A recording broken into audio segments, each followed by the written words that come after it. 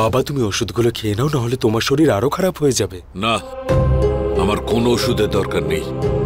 আরে ভালো হয়েছে বিধি তুমি চলে এসেছো। দেখো না আমি বাবাকে কতবার বোঝাচ্ছি, কিন্তু বাবা কিছুতেই ওষুধ খেতে চাইছে না। এবার তুমি বাবাকে বোঝাও। কি বিধি বৌমা এসছে? ওকে বলে দাও ওর সঙ্গে আমার একটাও কথা নেই, যেতে বলো ওকে। ঠাকুরদা মশাই, আপনি কথা বলতে চাইছেন না ঠিক আছে, কিন্তু ওষুধটা খেয়ে নিন।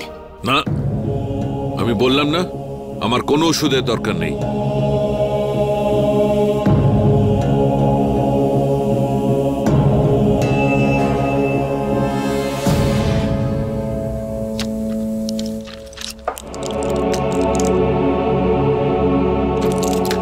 আমি চোখে দেখতে পাই না, কিন্তু আমার কান সব শুনতে পায়। ওষুধের পাতা খোলবার আওয়াজ পেয়েছি আমি মুখ খুলবো না, আমি কোনো ওষুধ খাবো না।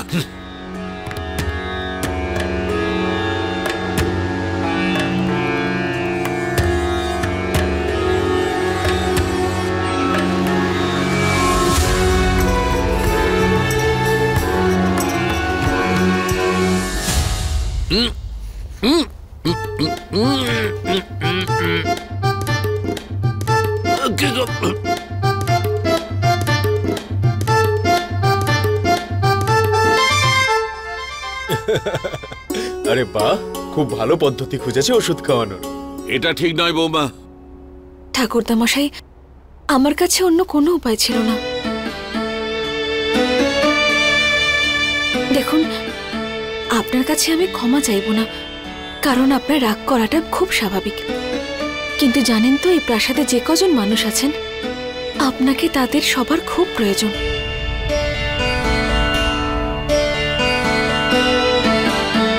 তাই আমাদের উপর রাগ আপনি নিজের স্বাস্থ্যের উপর দেখাবেন না।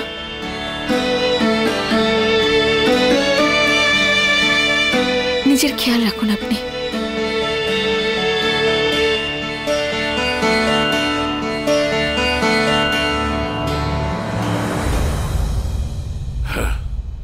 একদম ভানু দিদির মতো। ছোটবেলায় যখন আমি ওষুধ খেতাম না, তখন ভানু দিদিও আমার নাক বন্ধ করে এইভাবে আমাকে ওষুধ খাইয়ে দিত। জানি না কেন বিধি নিজেকে চিনতে পারছে না।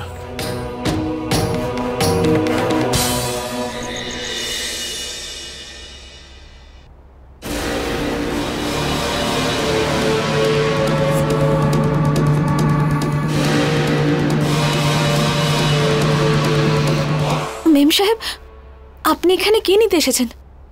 নিতে না, কিছু দিতে এসেছি তোমায়। আবির এই মিথ্যে বিয়ের সম্পর্কের দায়িত্ব নিতে চায় না। তুমি কি মনে করেছিলে যে তুমি চালের পর চাল দিতেই থাকবে আর আমরা হাতের উপর হাত রেখে বসে থাকবো? আর আজকে তো তুমি সীমা পার করে দিয়েছ, দাদুর সামনে আমার সত্যিটা দেখিয়ে। সেই জন্য এই নাও ডিভোর্স পেপারস, আবির পাঠিয়েছে তোমার জন্য।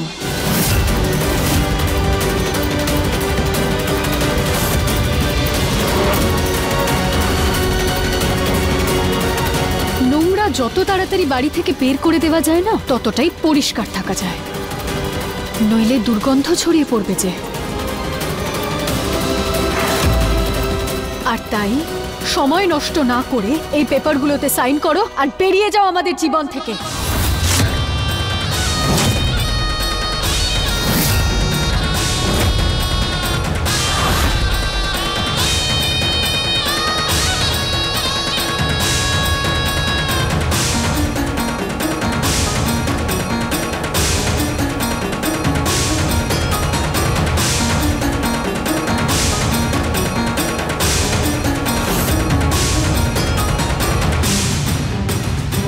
কালকে সকালের মধ্যে এই কাগজগুলোতে সিগনেচার যেন হয়ে যায়,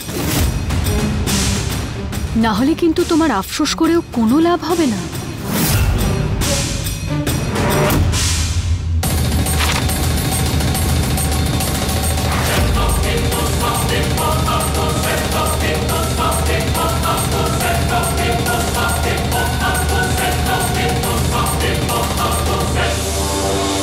বেচারি বিধি সবসময় নিজের চোখের সামনে ত্রিশালাকে দেখে কতই না কষ্ট পায়।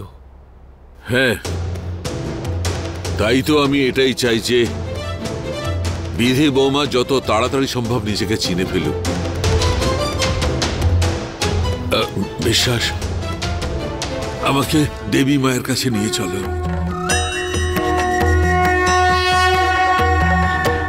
হে মা কালী, আমি কি করব?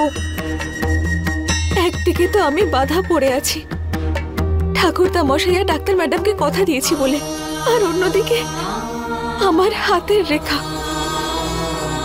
যেটা সাহেব বাবুর ভাগ্যের সঙ্গে জুড়ে গেছে।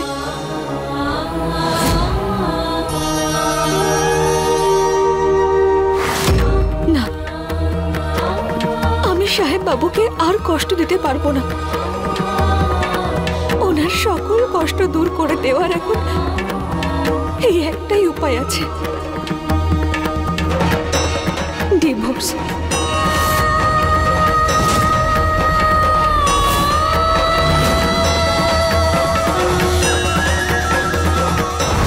হে দেবী মা, এখন সবকিছু তোমারই হাতে। আমার বিধি বৌমাকে ওর আসল পরিচয়টা জানিয়ে দাও।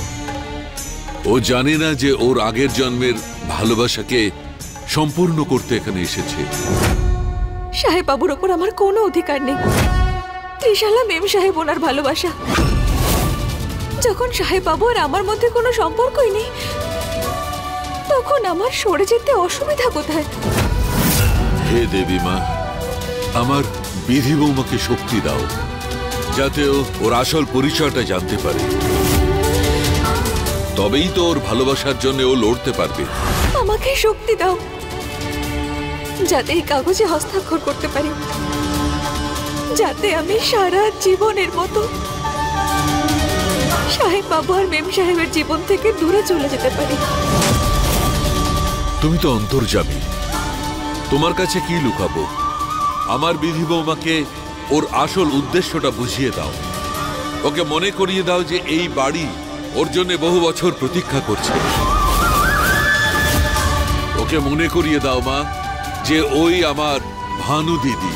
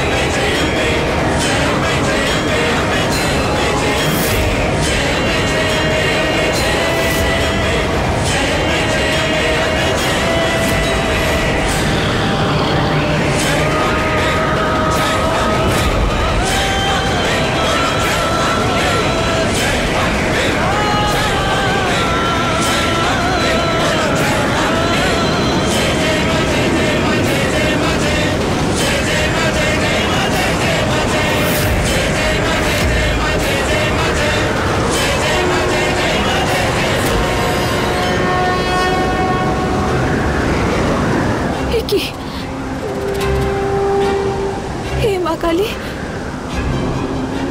আমি তো সাহেব বাবুর সঙ্গে সম্পর্ক শেষ করতে যাচ্ছিলাম, কিন্তু তুমি আমার সিথি ভরিয়ে দিলে। এটা আবার মা কালীর সংকেত নয় তো, যে কাগজে আমার হস্তাক্ষর করা উচিত হবে না?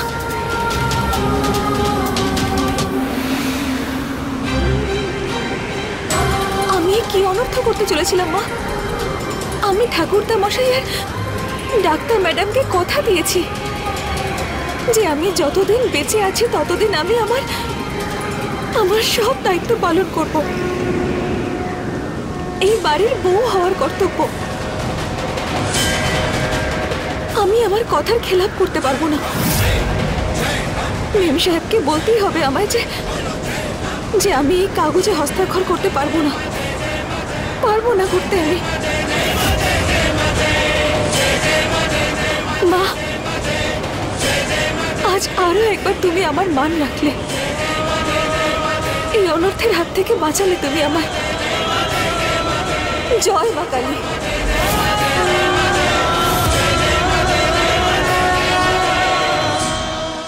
अपने पसंदीदा शो के फुल एपिसोड देखने के लिए अभी डाउनलोड करें दंगल प्ले ऐप।